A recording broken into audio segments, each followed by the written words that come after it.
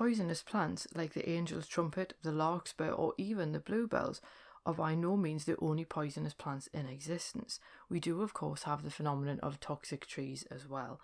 And in this episode of Fabulous Folklore, we're going to have a look at the folklore of juniper, laburnum and oleander. Hello there and welcome to Fabulous Folklore, the podcast for all things folklore, occult and just a bit weird. I'm your host Icy Sedgwick, blogger, fantasy author and your guide into these rather mysterious realms. I've got some rare things to show you, so come on in, take a look around, but be careful not to touch anything. These things sometimes bite. Well, hello there and welcome back to Fabulous Folklore with me, your host Icy Sedgwick. We are finishing off our April episodes with the folklore of juniper, laburnum and oleander. And I did think it was quite important, in a way, possibly, to put some toxic trees in here as well, because obviously we have been looking at flowers. And obviously we have looked at toxic trees before, back when we had a look at the yew tree episode. So, we're not exactly strangers to that kind of thing in these parts. It's also important to look at them as well because of the fact that they are quite common as well. I've actually seen one of these, the oleander, in the Luxembourg Gardens in Paris, and laburnum is quite a common sight in gardens across Britain. Juniper is perhaps a slightly contentious inclusion, but I will explain why when we get to it.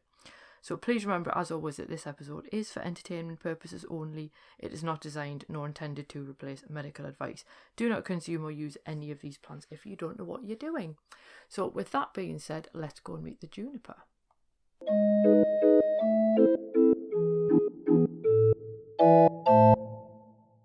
Now, juniper may seem like an odd entry into a post about toxic trees, but there are actually many species of juniper. I've seen the figure given as being anywhere between 40 and 60, and some of them are actually poisonous. So some juniper trees will indeed not do you much good. Now, that said, Juniperus communis, or common juniper, does actually provide the flavouring for gin, which comes from its berries. The berries are usable by people, however, large doses of the berries can be toxic, leading to convulsions, diarrhoea and vomiting. And the berries, and indeed the oil that comes from them, is not advised for consumption or use by pregnant women. And in fact, people did once use its oil to induce abortions. Now, to be fair, anything can be toxic in large enough doses, but it was worth including juniper because it does have toxic varieties. Now, elsewhere, juniper symbolically meant aid, asylum, love and succour, and magical practitioners might use it for anti-theft purposes, breaking curses or bindings. They also associated the tree with longevity. Now, historically, priests used juniper in the Egyptian embalming process, while the oil now appears in medicine, aromatherapy and perfumery. Interestingly, people would also petition the spirit of the juniper to find stolen items, and if you are interested in other magical uses for juniper, then I highly recommend the Treadwell's Book of Plant Magic because it's got an entry in there. Now, juniper does also have these protective associations. Mary apparently hid Jesus under a juniper during the flight into Egypt. God blessed the tree as a reward, giving it the power to deter evil. Now, people did also burn juniper leaves to drive away demons and then would keep them smouldering as a defence against plague. It also made a good doorstep tree, and according to Margaret Baker, any witches who wanted to enter a house had to count all the tiny leaves on the tree before they could do so. They would inevitably lose count and have to start again, which would then keep them outside your home. So, to be fair, they make a fairly good thing to keep by the door. And as a result, you shouldn't cut down a juniper tree, and in Wales it was believed anyone who did so would die within the year. As well as being able to keep witches outside, hanging juniper at the door was believed to protect the home from evil, and in Italy people brushed juniper branches across any holes in their houses to stop evil spirits from getting in. Philip and Stephanie Carr-Gom recommend that to properly cleanse a room, you should hang a pouch containing juniper twigs or dried berries in it, and that will do the trick. They also assert that people use juniper smoke to cleanse themselves and their houses during the approach of summer, and it was also apparently used in Beltane fires to purify livestock, and the Scots burned juniper to ward off the evil eye. So you can see that despite the fact that obviously some varieties are toxic elsewhere, the tree does have quite a lot of good uses. Now, Christina Oakley Harrington notes the use of juniper in folk magic from ancient Greece all the way until the 20th century, and its protective qualities noted above also linked it with death. and therefore in ancient Greece, people would burn juniper berries at funerals in honour of the Furies, and they would burn the branches as incense for Hades.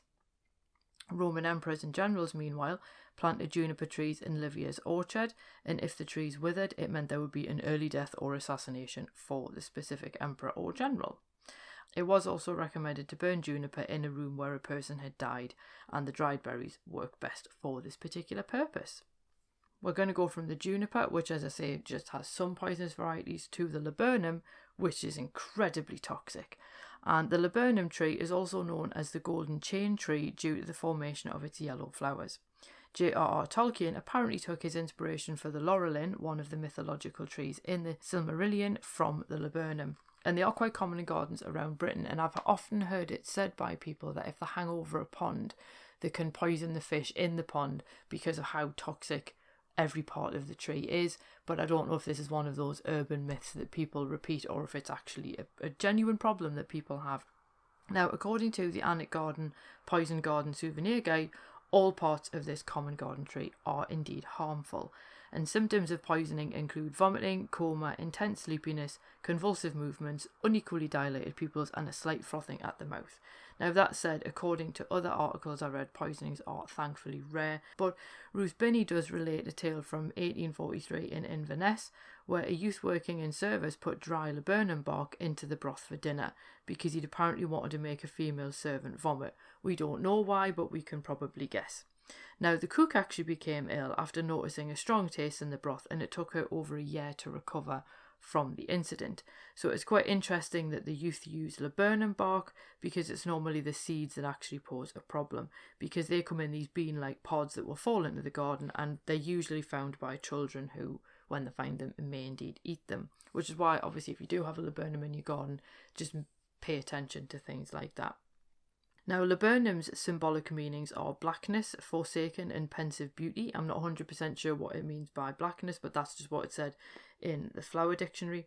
And laburnum gets its association with pensive beauty because of the fact that the flowers are really pretty, but the tree itself is obviously incredibly poisonous. Now, the laburnum could be mistaken for gorse, since they both feature bright yellow flowers, which are a similar shape. However, gorse has needle-like sharp leaves, and the flowers appear all over the bush, whereas with laburnum flowers, they hang down in graceful clusters from their branches. So while the flowers look really similar, the actual tree or bush on which they grow are very, very different.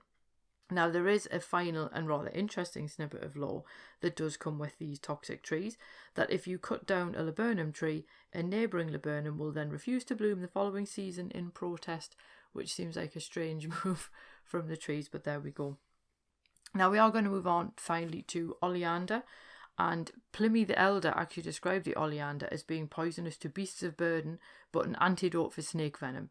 And as with most things that Pliny said, he was utterly wrong, because oleander is incredibly toxic. Now, according to the Alnwick Garden Poison Garden Souvenir Guide, the foliage and flowers are toxic. The foliage can cause skin irritation, and even burning the wood creates irritating smoke.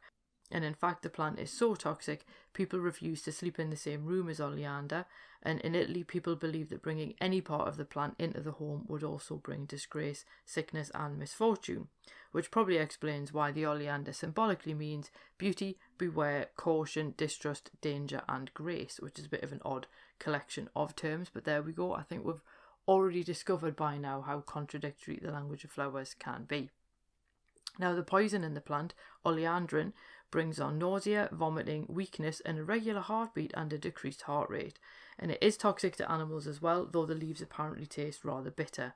And poisonings of people are quite rare, since the leaves taste awful, although livestock have died after the leaves were accidentally mixed into their hay.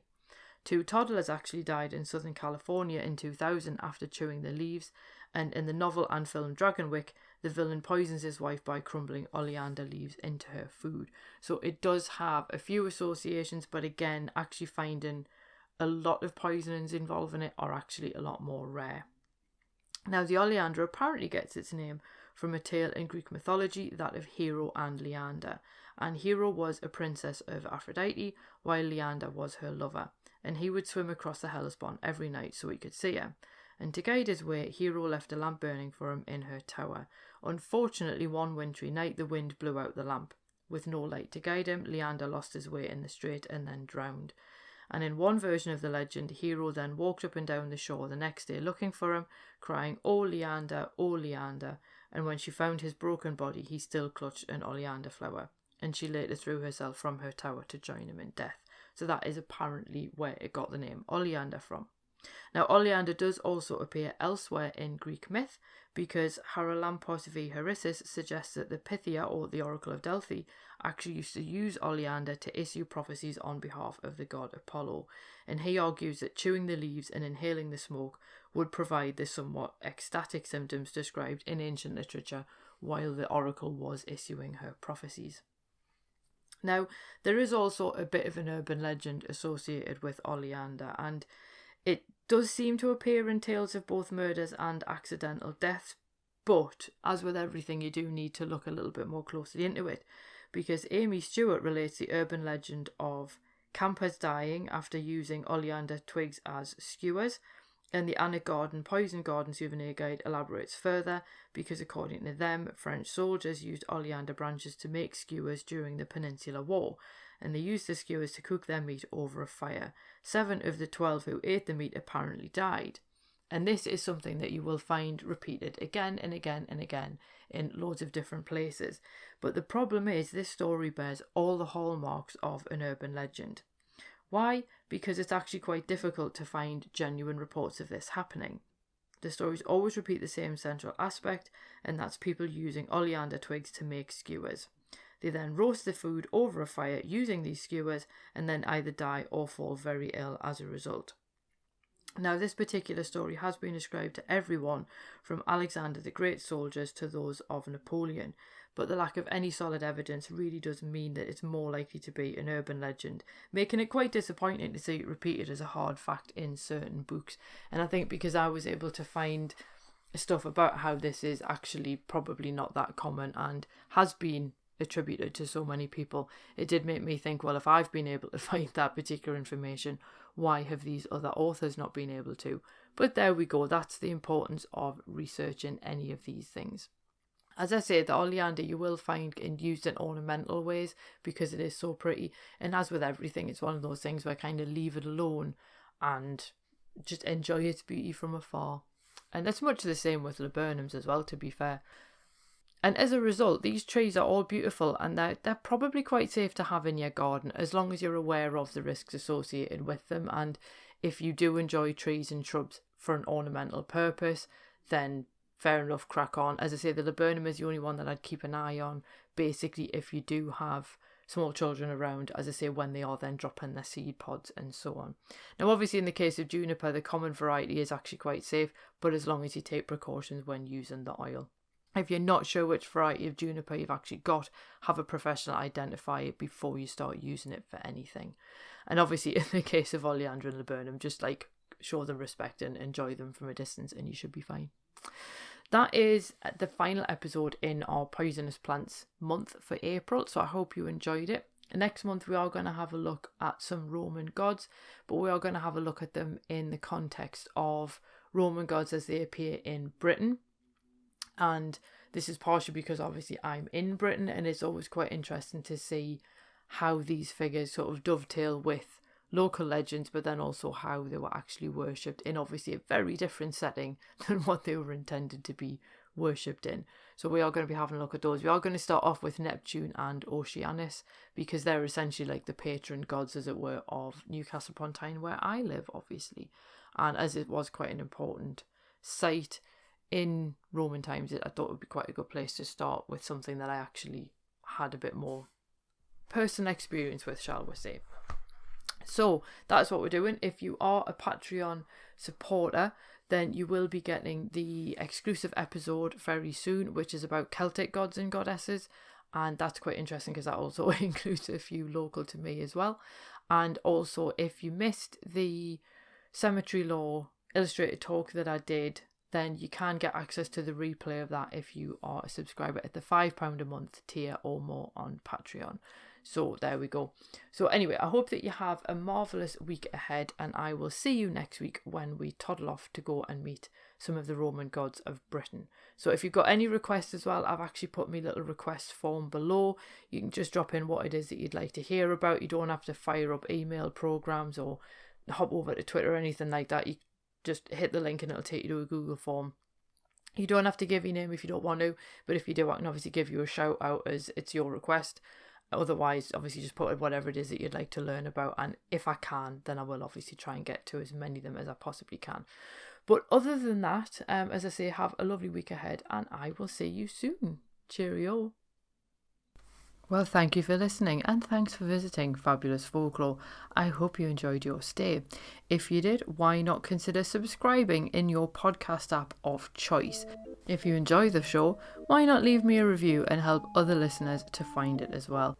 And if you'd like bonus exclusive episodes of the podcast, then why not support me on Patreon? It does help me to keep the show going, and it means that you get a little bit extra every month as well. And you can find all of the necessary links in the show notes below. So without any further ado, I will bid you adieu, and I hope that you have safe travels wherever you're going on to next.